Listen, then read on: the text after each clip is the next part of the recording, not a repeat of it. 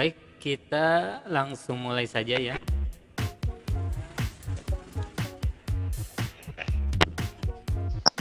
Bismillahirrahmanirrahim. Assalamualaikum warahmatullahi wabarakatuh. Waalaikumsalam Ya, warahmatullahi wabarakatuh.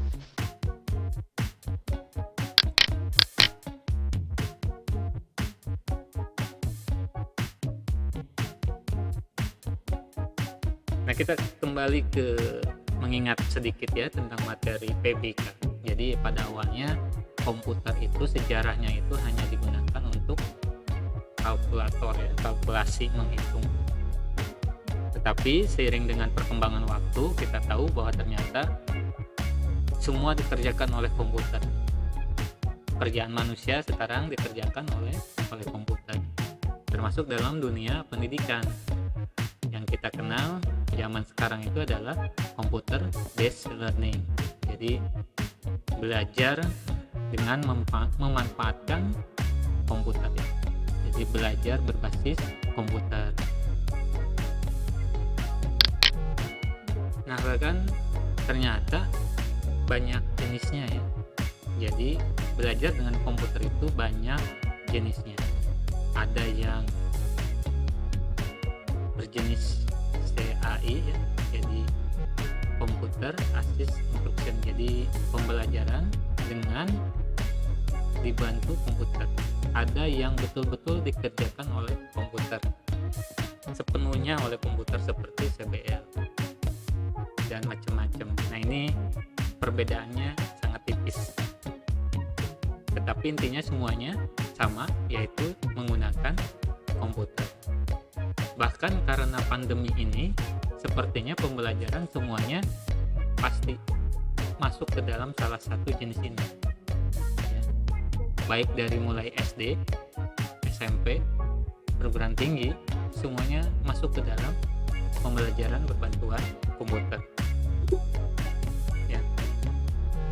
Nah, sehingga kedepannya juga sudah menjadi bagian yang tidak bisa dipisahkan komputer ini dalam dunia pendidikan. Dan buat teman-teman yang misalkan nantinya pengen jadi guru, maka mau nggak mau harus punya keahlian di bidang komputer. Kenapa? Karena biar materi atau pembelajarannya itu lebih menarik. Karena untuk menguasai komputer itu tidak bisa dengan hafalan atau teori, tetapi dengan latihan, dengan skill ya. Jadi harus berlatih. Walaupun tidak belajar komputer, tetapi kita harus gitu ya, seorang guru harus menguasai berbagai teknik, berbagai macam media, macam jenis pembelajaran, agar apa yang disajikan untuk anak didiknya itu menarik dan membuat tertarik gitu. Kenapa? Karena tidak semua pembelajaran menggunakan komputer itu bisa menarik perhatian, belum tentu. Ya, belum tentu. Tidak semua pembelajaran dengan komputer itu bisa menyerap apa ya istilahnya itu, si peserta didik itu bisa menyerap 100% apa yang disajikan, belum tentu.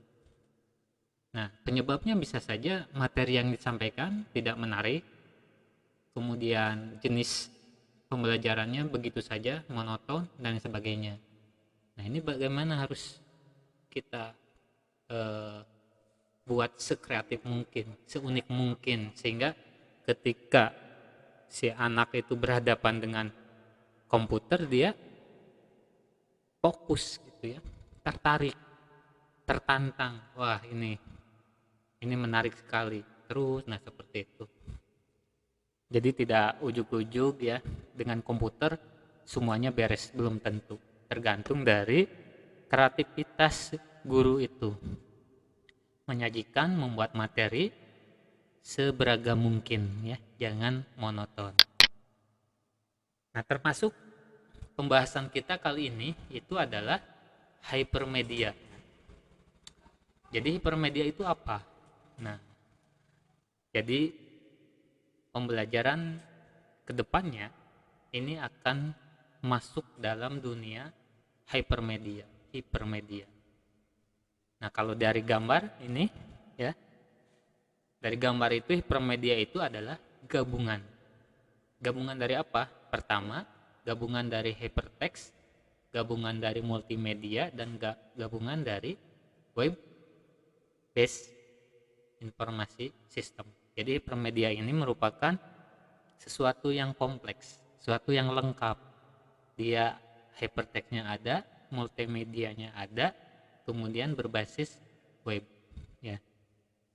Tetapi nanti dalam penyajiannya bisa offline, tidak harus menggunakan internet.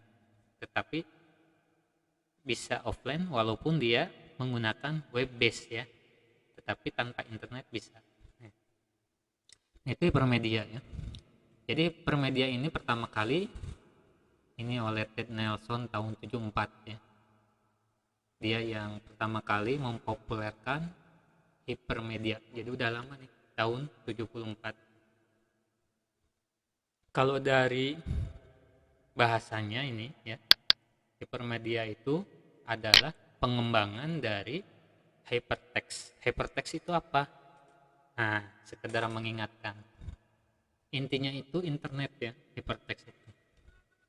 Jadi kayak kita buka suatu berita di Yahoo, www.yahoo.com. Nah, itu menggunakan yang namanya hypertext. Ketika kita klik linknya, terbuka beberapa informasi. Kemudian di bawahnya, apakah Anda akan melihat berita yang lain? Jika tertarik silakan klik. Nah, itu adalah hypertext. Nah, jadi hipermedia ini kelanjutan dari hypertext, tetapi ditambah dengan multimedia, yaitu memasukkan unsur-unsur multimedia seperti ada foto, ada audio, ada video, ya, grafik komputer dan lain seterusnya. Nah, itu adalah hipermedia. Kemudian biasanya diakses menggunakan web base, tetapi bisa online atau bisa offline ya. Nah, tujuan dari hipermedia itu apa? Yang pertama, bisa untuk browsing. Jadi pengguna bisa melakukan penelusuran menggunakan web base tadi ya, sesuai dengan informasi yang diinginkan. Kemudian juga sesuai dengan rute ataupun yang diberikan kepada pengguna. Kemudian yang kedua yaitu untuk menggabungkan beberapa layanan informasi atau menggunakan hyperlink ya, dengan koneksi atau link-link untuk menyatukan beberapa layanan informasi. Yang ketiga adalah itu untuk menulis, membuat, dan lain sebagainya, mengerjakan sebuah tugas, menghubungkan beberapa teks, grafik, audio yang diinginkan. Nah, ini ketiga tujuan ini merupakan tujuan dari adanya hipermedia. Ciri-cirinya nih, ada link ya, kemudian ada efek multimedia, teks, grafik, animasi, suara digabungkan semua. Kemudian ada informasi yang disampaikan, pesannya apa. Nah, ini ciri-ciri dari hipermedia. Nah, ini konsep dasar dari hipermedia, yaitu gabungan dari hypertext dan multimedia. Hypertext ini seperti di gambar ini terlihat rangkaian atau koneksi antara beberapa informasi yang ditautkan ya oleh link ya atau hyperlink nih. Dari sini ke atas, kemudian buka lagi ke sini, ini buka lagi, atau misalkan home, beranda, isi ya, dan seterusnya. Nah, ini menggunakan hypertext. Nah, ditambah dengan media, berbagai macam media. ada media gambar, video, musik. Nah, digabungkan menjadilah hipermedia. Nah, ini konsep dari hipermedia.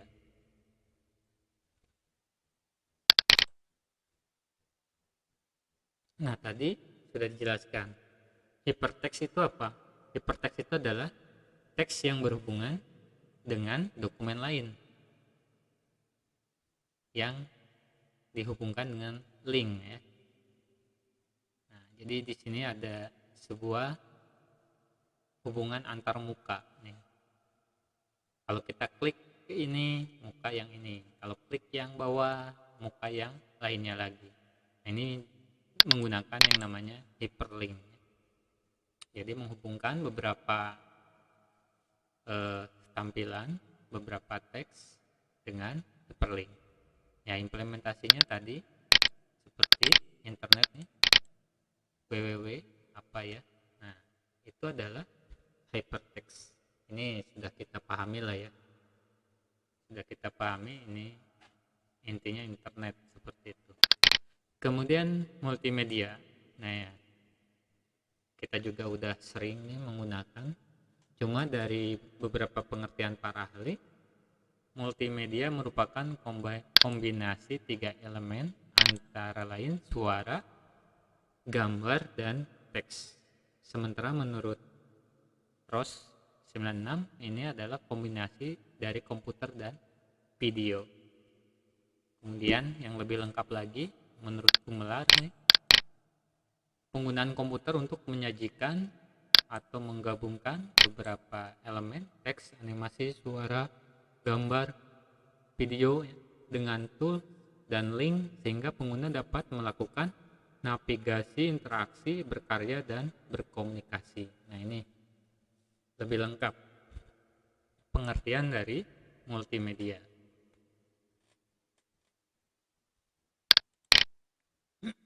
Selanjutnya, ini adalah perbedaan antara hypertext dan hypermedia.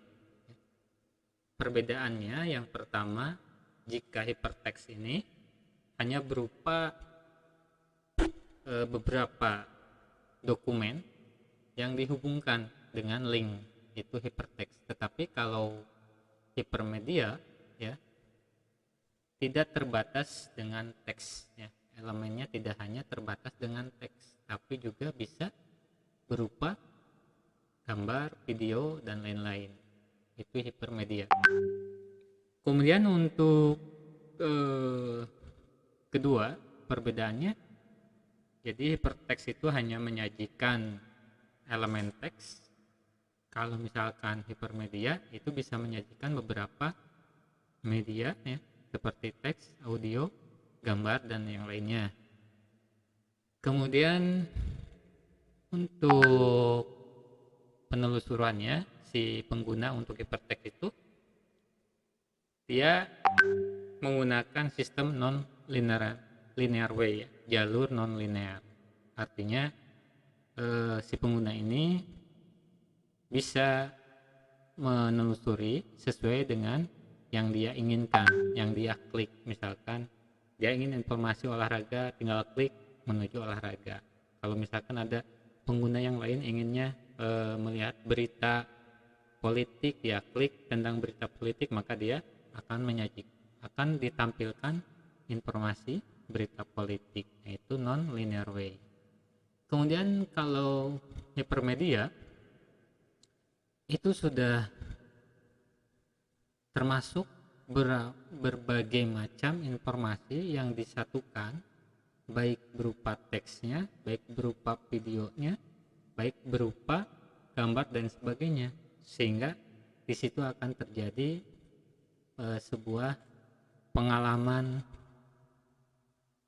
mendapatkan informasi secara lengkap, tidak hanya teks gitu ya. Itu untuk hypermedia. Selanjutnya ini perbedaan multimedia dengan hypermedia. Kalau multimedia ya, multimedia ini merupakan gabungan dari beberapa perangkat device ya, sehingga bisa berkomunikasi. Tetapi kalau hipermedia lebih dari itu ya, lebih dari itu, dan ada gabungan hypertext-nya, sehingga si pengguna pun bisa menggunakan layanan non-linear. Artinya si pengguna akan bebas menggunakan atau ingin mengetahui apa saja yang diinginkan untuk hipermedia. Kalau multimedia itu cenderung ke linear, jadi si pengguna tidak bisa mengontrol apa yang diterimanya ya, apa yang ingin diperolehnya. Kemudian untuk multimedia ya,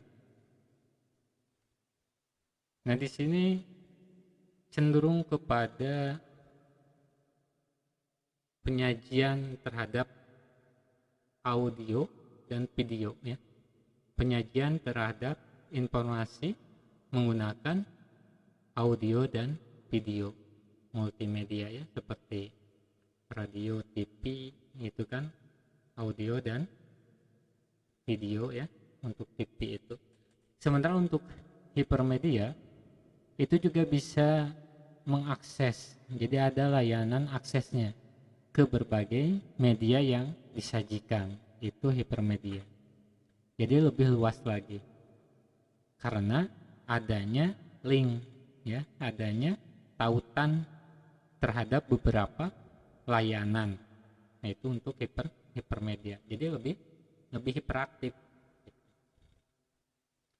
Kemudian untuk multimedia selanjutnya nah ini ya, tadi cenderung ke linear ya, tapi juga bisa non linear. Tetapi kalau yang hipermedia itu non linear, artinya ya dia si pengguna itu bebas, dia bisa mengontrol kemana yang diinginkan untuk hipermedia. Tetapi kalau multimedia itu bisa linear dan bisa non linear. Kemudian untuk multimedia itu penggunaannya menggunakan berbagai macam device ya, untuk mendapatkan sajian dari kontennya. Tetapi kalau untuk hipermedia itu di samping menggunakan komputer ataupun perangkat output device lainnya, itu juga adanya kemampuan si pengguna untuk mengontrol dan mengakses informasi. Nah, di sini terjadi yang namanya interaktif antara si pengguna dengan sumber dari informasi itu.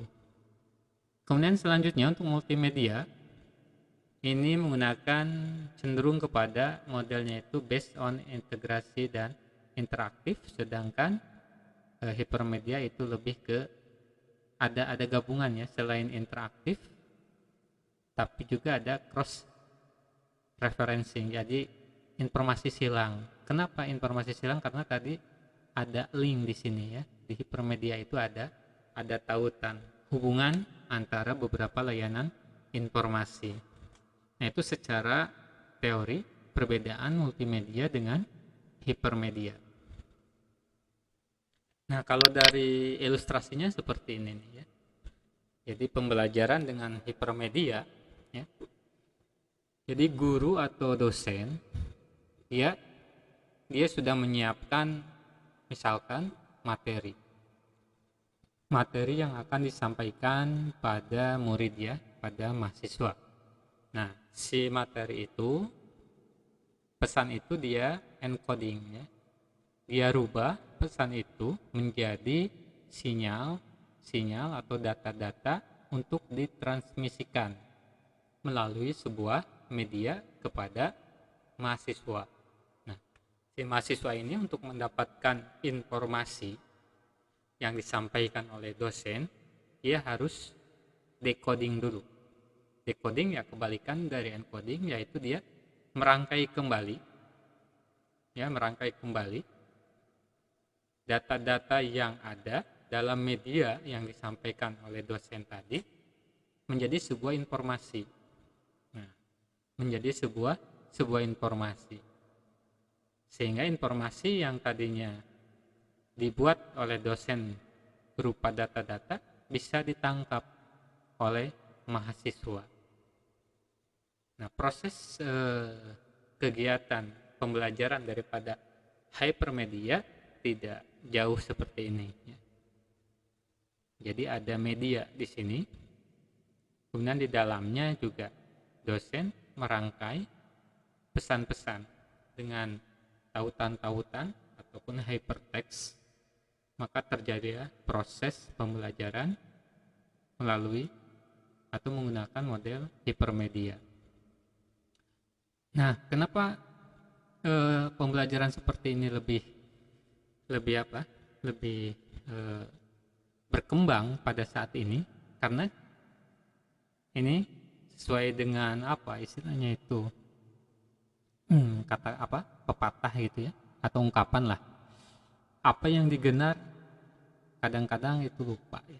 Jadi kalau misalkan metode ceramah tuh, misalkan kuliah 2 jam, dosen itu ceramah 2 jam.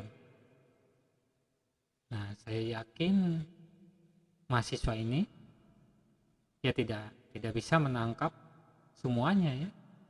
Nah, cenderung lupa. Biasanya sesuatu yang didengar itu mudah lupa gitu.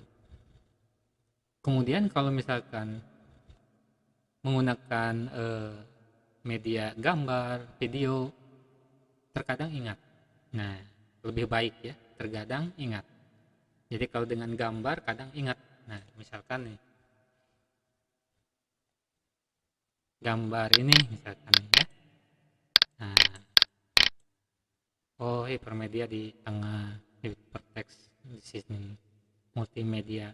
Oh berarti hipermedia gabungan antara hypertext, multimedia dan web based. Itu cenderung ingat dengan melihat gambar.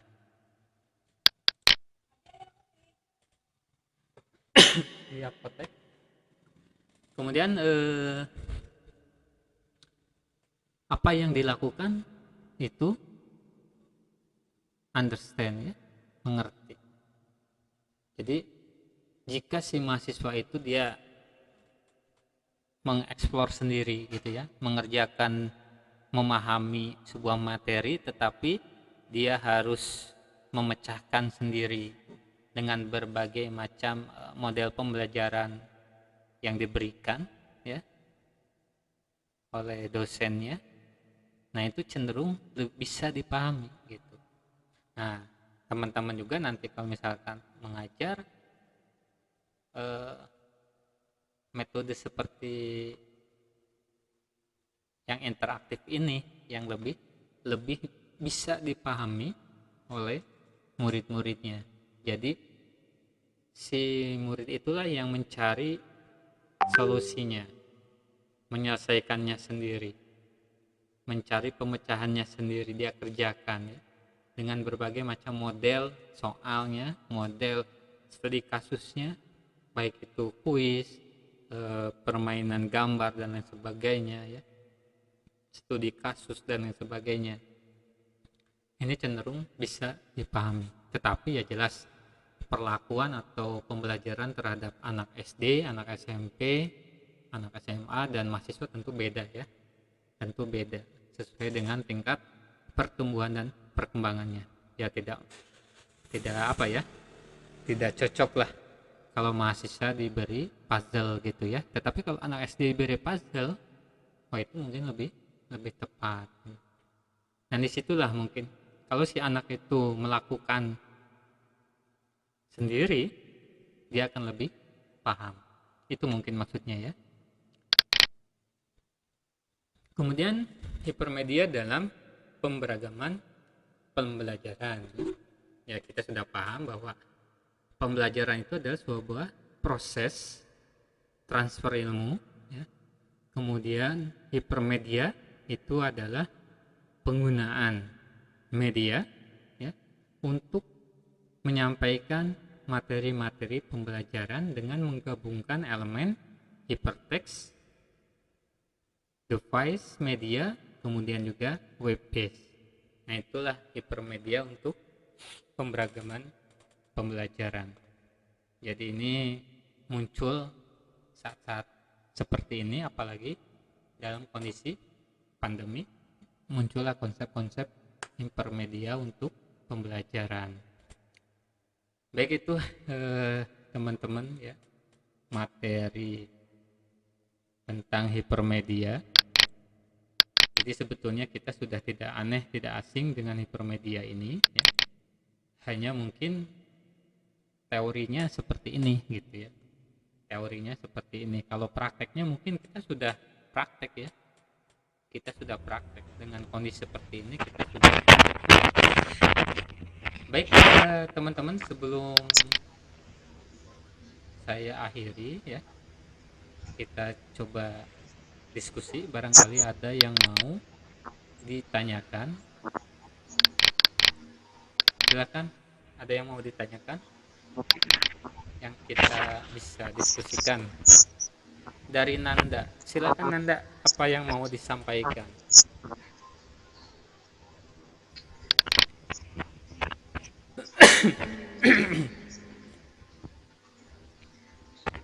Untuk Pak, pembelajaran menggunakan komputer itu setiap jenjang sekolahan apa ada bedanya? Maksudnya tarafnya di SD, SMP, SMA itu sama apa enggak cara Oke, sebelum saya jawab, Amrul bagaimana pendapat Amrul?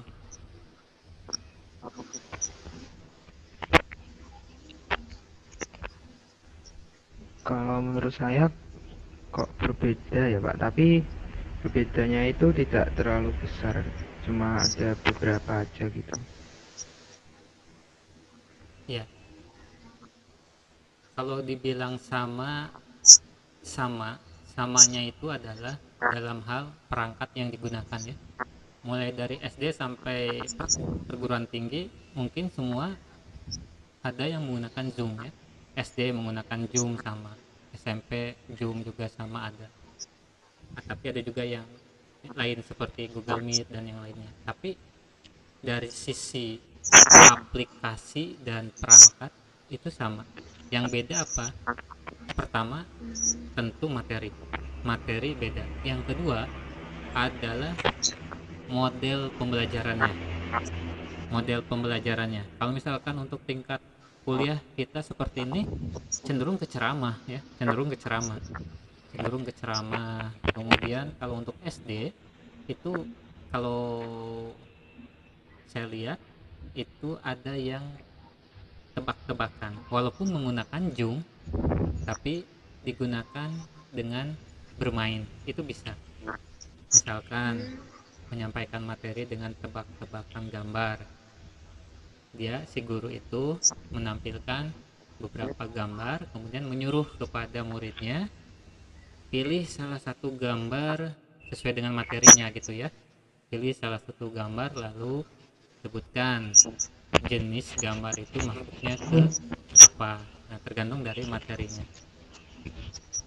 Nah, jadi bedanya itu dari model pembelajaran, model dan materi. Kalau dari segi yang lainnya mungkin sama. Itu Nanda ya. Jadi Nanda juga nanti ya pastilah beda ya untuk anak TK, SD, SMP, SMA dan perguruan tinggi. Oke, ada lagi nggak yang mau ditanyakan? Nanda, udah cukup? Saya Pak. Nah, sekarang dari Amrul gimana? Tadi kan hipermedia ada yang online, ada yang offline. Terus yang offline nanti hipermedia itu bentuknya seperti apa Pak? Nah, jadi hipermedia itu kalau tadi kita pelajari itu adalah sesuatu yang menggunakan komputer dengan menggabungkan 3 elemen tadi ya.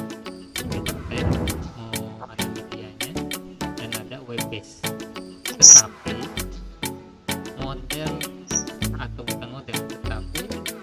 cara pembelajarannya itu bisa dua, ada yang online dan ada yang offline.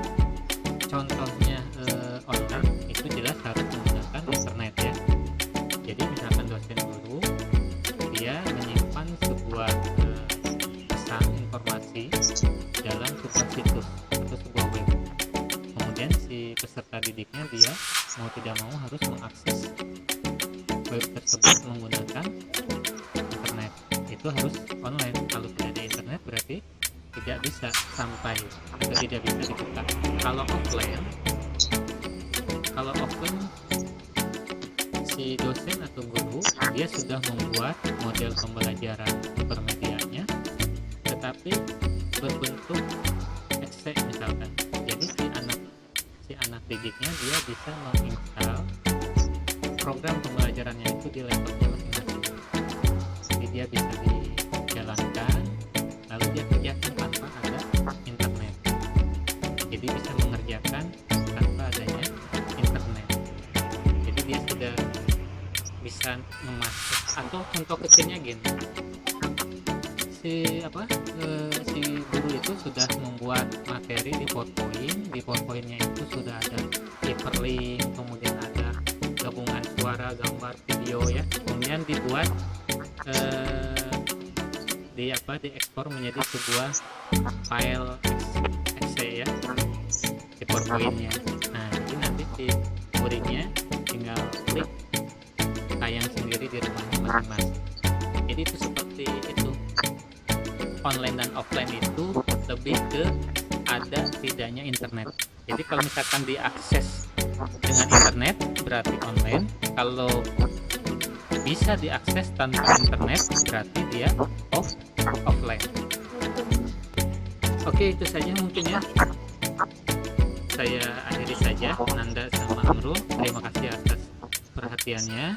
Mohon maaf atas kekurangannya. Wassalamualaikum warahmatullahi wabarakatuh.